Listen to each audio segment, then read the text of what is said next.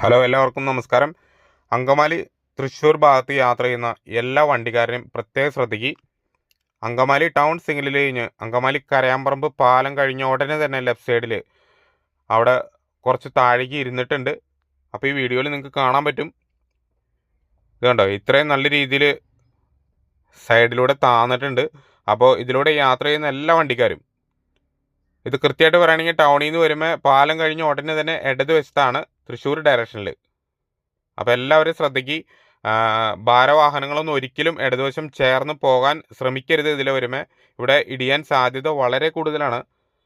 രാത്രിയൊക്കെ മഴ പെയ്ത് ഇനിയും മഴ പെയ്യാൻ സാധ്യതയുണ്ട്.